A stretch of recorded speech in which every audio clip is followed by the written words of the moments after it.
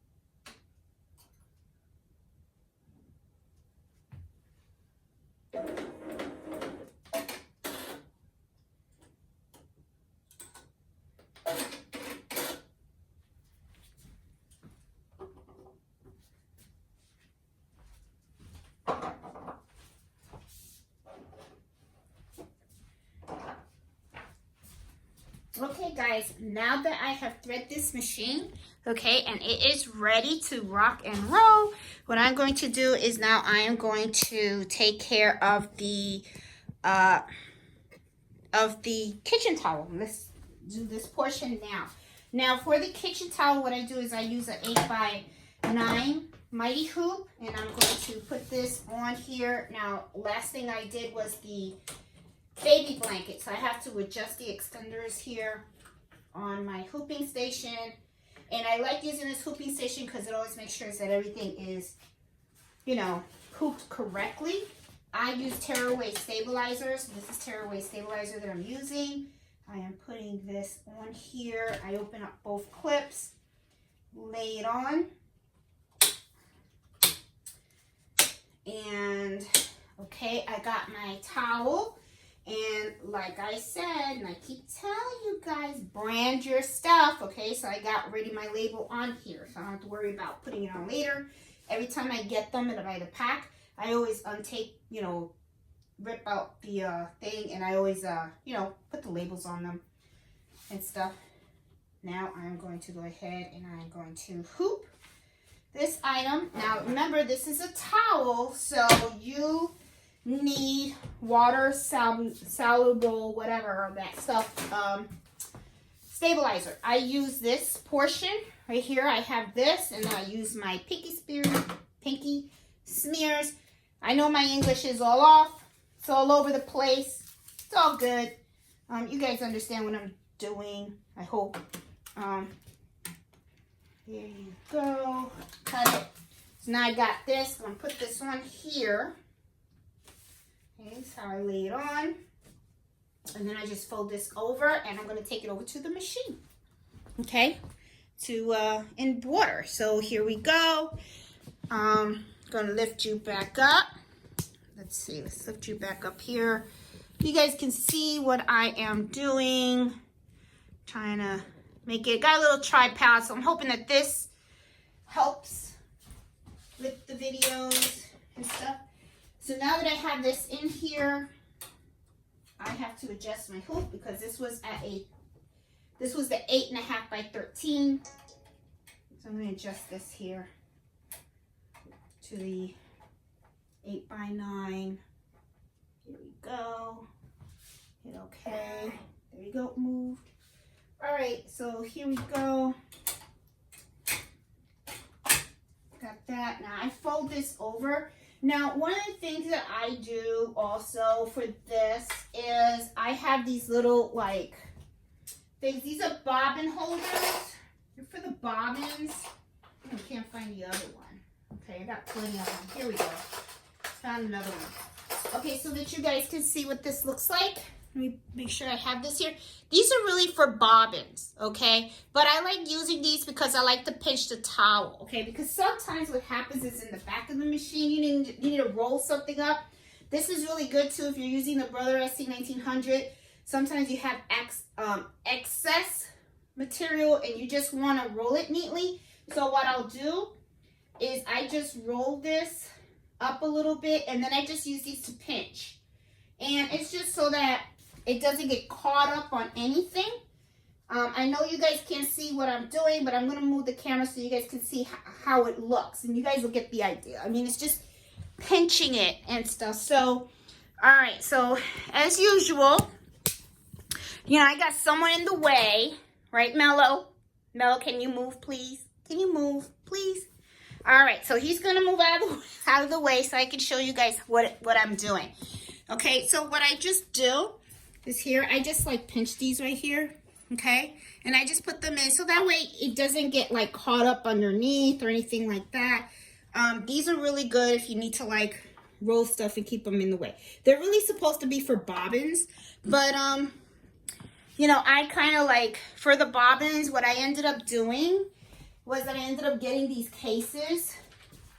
And these work really well, and I actually like these better because they're kind of like laid out. So I can just pick them up, and I see what color bobbin I need, and then I can just go ahead and open it. It does get a little messy in there, as you can see. You have some, you know, little threads running around. But it just really depends how you place them in. I kind of like just threw these in there, so that's why they're a little messy. But I know I can make them a little neater if I want to. Okay, so, all right, so now going back to my kitchen towel. Here it is. I have it. It's all set up. I have it all threaded. I have my water soluble on top. Now, one of the things that I didn't do is I didn't add my basting stitch. So I'm going to hit return, hit OK.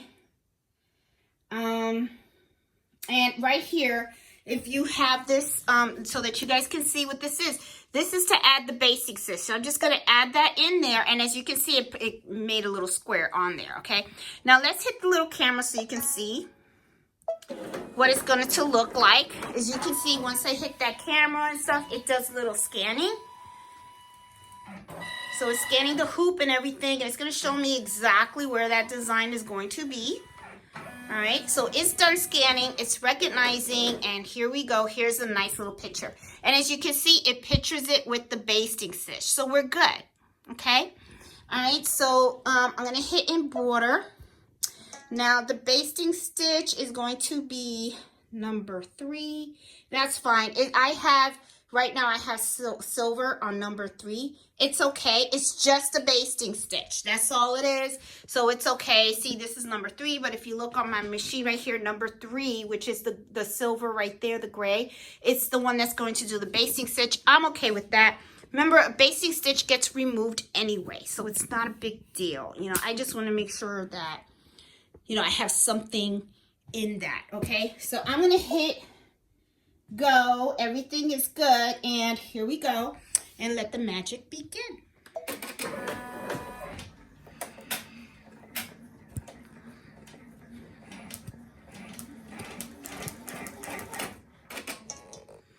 Okay, magic didn't begin too quick, and I'm gonna tell you why. Because it didn't catch the bobbin at the bottom. This happens to me all the time. Okay, so what I'm just going to do is I'm just gonna go under here. And what happens is sometimes the bobbin tail is not long enough. So I'm just going to pull this out a little bit. And then I'm going to put my bobbin back in the machine.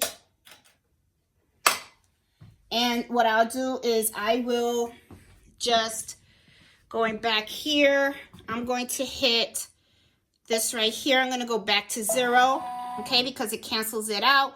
Then I'm going to hit OK, and I'm going to hit lock, and then I'm just going to start it, and it should be fine now.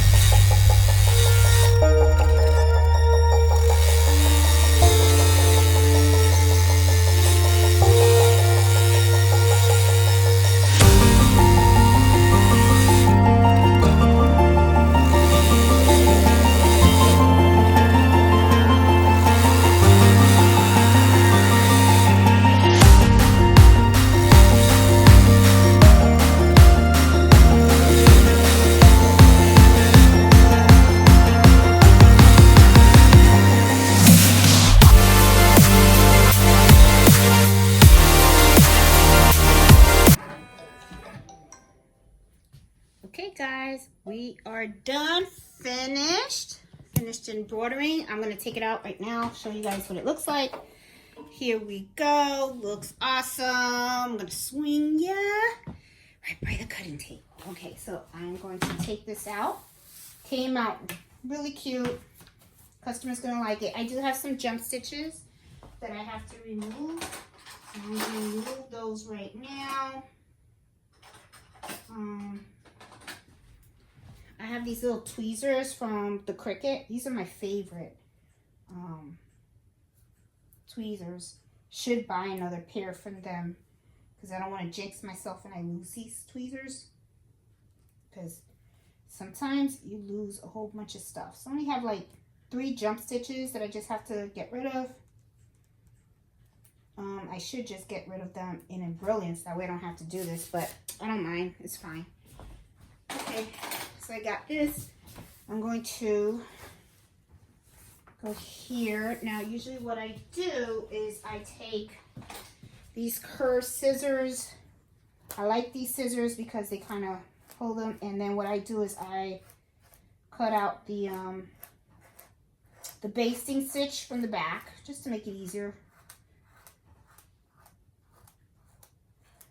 And I do cut off a couple of the tails, the back too, just to give it a nice cleaner look. Don't cut the knots, because you know when your machine cuts, it actually ties the knot, so you don't want to cut that, okay? Because then it'll unravel, all right? Okay, so now I'm going to pull this out. Pulls out pretty good, nice and clean. Got it. Got a little bit of thread in there, and take that out. And usually what I'll do is I'll just play with this here. See, comes around a little bit. And I hear this noise and stuff because I'm gonna show you guys hubby. No shit. Oh.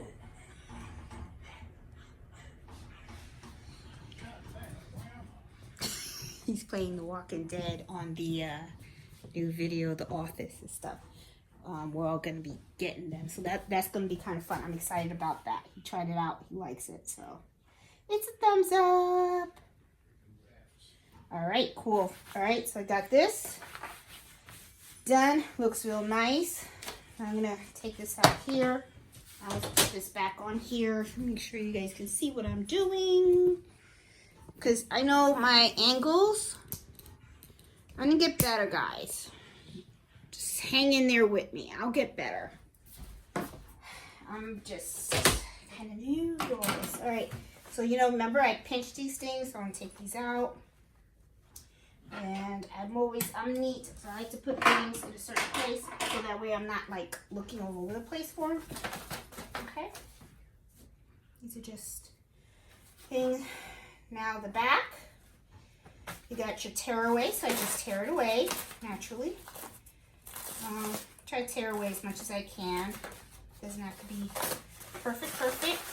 Sometimes you'll have some stuff in there. That's okay. It's not a problem, because I'm going to put Tender Touch on top of it anyway. And I think we're going to need a new heat press, because my heat press is not heating up as quickly as it used to. So I think this year I'm going to have to invest in one. Hey guys, this is me, Jeanette. I am really sorry. The camera shut off right when I was going to start putting the Tender Touch on the back of that kitchen towel. But if you have watched the videos in the past, you know that what I do is I use my heat press that I have back here, and I do it at 325 degrees for 30 seconds, and I press on the Tender Touch on the back of the kitchen towel. And then all I do is I just fold it up nicely, put it in a nice little package, ship it out to the customer and stuff. But anyway, I didn't want the video that I had did previously to go to waste, because I thought that was pretty helpful, especially to those that have a Brother 1055X on how to do the kitchen towel. So I hope you guys found this video helpful. If you like it, please give it a thumbs up. If you're new to my channel, please subscribe. And I do Happy Embroidery Hour every Friday at 8 o'clock. So I hope to see you then. And take care and happy sewing and embroidering. Bye.